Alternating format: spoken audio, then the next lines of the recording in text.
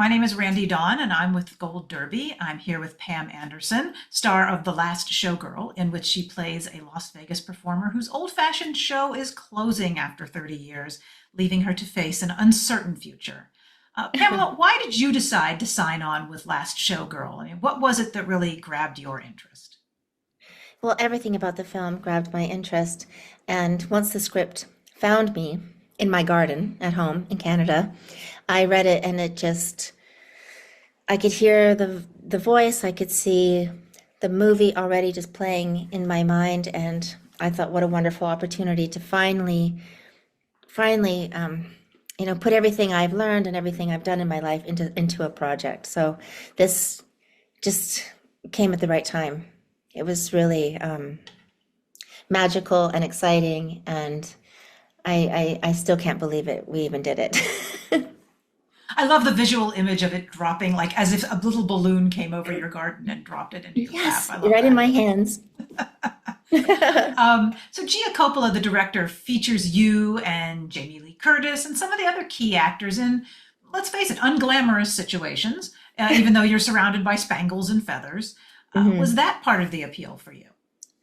Well, I've always been fascinated about the women who are holding up the rhinestones or the people that are making Las Vegas sparkle, all their real day-to-day lives, like they're parents and partners and have struggles and going to the grocery store. And I really wanted to commit to that and be exactly how you would look when you go to the grocery store, and then you put on the stage makeup for the performance. And I got ready not facing the mirror. I didn't want to have the way I looked to have anything to do with the performance. I wanted to feel like Shelley would if she just woke up and walked her dog, or it was important to me to not do the no makeup look, that I wanted to be completely free and raw, and trust that this is who the character was.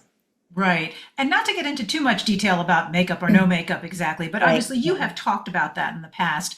What we're seeing on you in the film itself is there literally no makeup on you except for maybe like the stage of the showgirl stage?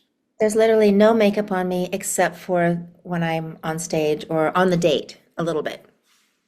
Right, that makes Like, sense. we camera tested that to make sure that would work. I think it's just, it was funny because Brenda and Kieran were like, in our entire careers, we've never done that.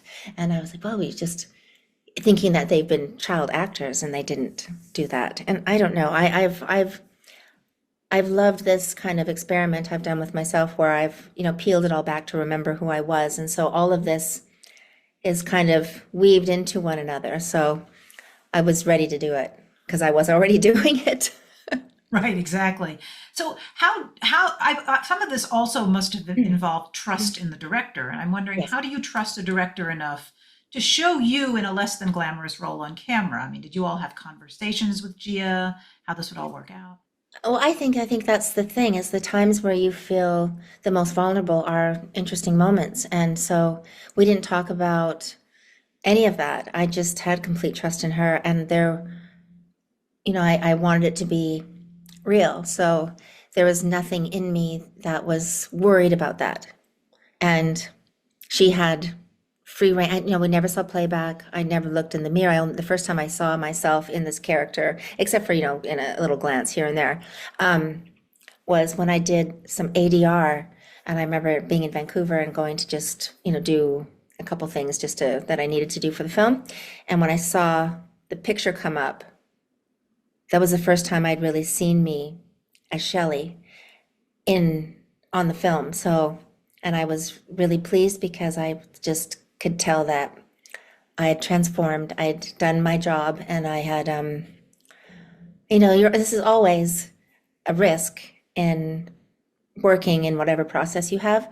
And so I felt like I was really, drawing from life experience. I had worked with acting teachers in the past and in the present, and I put every single thing I'd learned and loved and always been fascinated with into the character. And I still feel this is just the beginning of my career, but I can see what works, and that it really resonated with people. And I was really pleased because I don't like to call myself a contemporary actress. I really am so fascinated by actresses like Elizabeth Taylor and, even Marilyn Monroe, but people that really threw themselves into roles and transformed. And so this is really exciting for me. So tell me a little bit also about working with Jamie Lee Curtis, because she's kind of on this same deglamorified path with you. Well, How I did you don't two get know if it's along? de-glamorous. I think this is more glamorous. I think we're going to change the definition of glamour. Glamour is freedom. And I feel like vanity is a prison. And I've kind of felt like for myself, I will crack the code, like something to escape from. And Jamie is a, OG genius, gangster, beautiful, wonderful, just she's such a fighter and cheerleader and all those great things. She's just such an inspiration to me, a hero to me, and I love that she doesn't care about that either because it really can it it dilutes you. It to really know who you are. I always think I look around and men aren't wearing makeup and are not all of them, some of them maybe, but we all have the choice to use makeup as self-expression. But if you don't know who you are first, if you think you look like your Instagram photos or something like that, I was trying to think about this culture that we're in and how to. I always have a little bit of rebellion in me, always have, and I felt like no, I'm just not going to do that. I'm not going to follow the herd. I need to do this for me, and I was happy that it resonated with people. But yes, I was really afraid to meet Jamie because she is a legend. And we were doing a table read together, and she had just gotten a spray tan. And as we were talking, she was getting oranger and oranger. It was amazing So for the how, character. of course. Yes. Uh, so how physically demanding was this role? I mean, just wearing those headdresses can like give you back Well, like the problems. costumes were heavy, um, but manageable. And it was wonderful because it had so much history in these costumes, these Bob Mackie costumes they're museum pieces that haven't left the building in 30 years. So there was even name tags in some of them. So I just thought of all the women that had wore these costumes. Every Jubilee dancer that I've met and talked to before doing the film is such pride and so nostalgic of a time in Las Vegas where Vegas was culture, American culture, back in the day. And to have these showgirls be the icon of Vegas, but no longer be there, and how they're just in with the new, out with the old, taking down these hotels and building like the Sphere, for instance. It's everything is a metaphor in Las Vegas. It was such a great character to play alongside of, but it was a great experience. Do you think that The Last Showgirl is a hopeful film? I do. I do. I know that Shelley is hopeful, through and through. And I feel that way with my own life. We share this optimism that, turn, lemons into lemonade. That's what Gia likes to say. I like to say, take the tough stuff in your life and turn it into fertilizer and plant new seeds and grow a new life.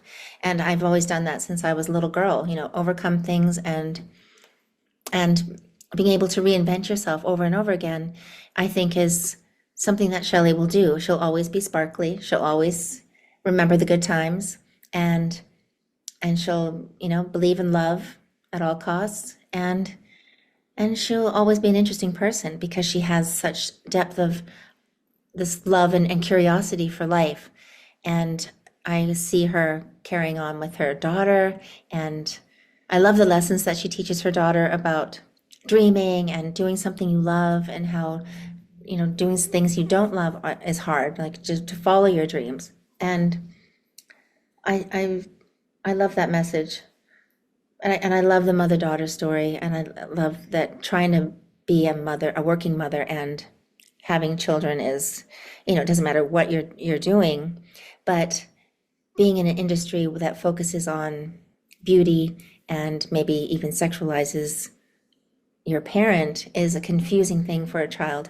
And when they get older, they can articulate and tell you how they feel. I think that was a great scene between Billy Lords and I. and was, I think, healing for both of us. Absolutely. Thank you so much for joining us today, and I hope you Thank have a you. fantastic award season. Thank you.